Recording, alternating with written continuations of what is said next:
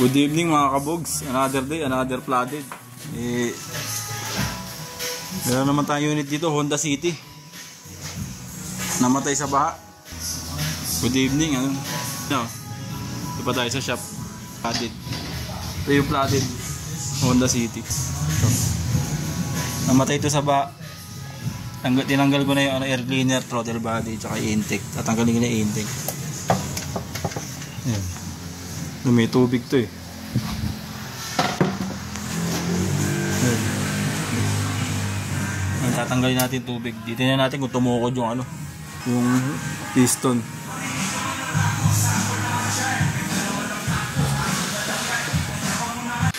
So yung ayan, tinanggal ko yung throttle body mga kabogs. Yan, nakita niya may tubig siya.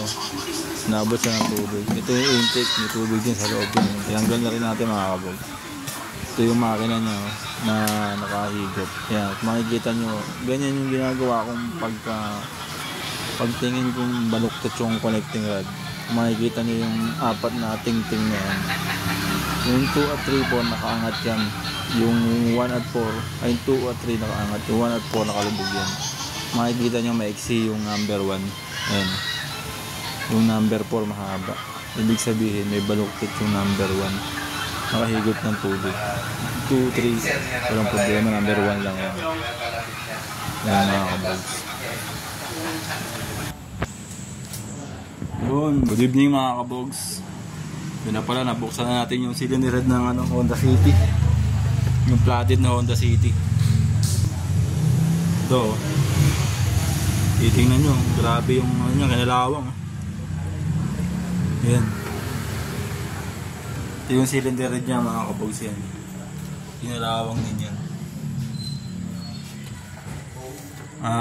Itong number 1 ang bumaluktot. Number 1. Hindi na siya, ayaw na niyang yung umiikot. 2, 4, 3, 2. Okay to. Kaso kinalawang na siya. Ito baluktot ng connecting rod. Kailangan overhaul na. Bababa na yung makina mga kabogs. Yan. Kalas-kalas na siya.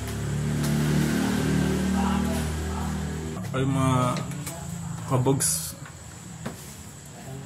pag nakita nyo ng baha, huwag nyo na ilusong yung sasakyan nyo. Kasi pag nakahigop ng tubig yan, ganito ang mangyayari. Kung marami kayong pera, pwede. Pag nasira, once kasi na makahigop ng tubig yan, yan ang mangyayari. Kamukha nitong Honda City. Yung air cleaner niya, dito siya nakatutok sa harapan. Nakaharap siya rito. Kaya pag nakasalubong ng tubig, higop agad siya. Compare mo sa iba na nakabaluktot dito. Ito kasi mga Honda dito nakalagay Honda City. Sa harap nakasalubong sa unahan. Yung air cleaner niya. Kaya yan yung nangyari sa kanya. Gumaluktot. So yun lang mga kabogs. Sana natuwa kayo sa video ko. Salamat.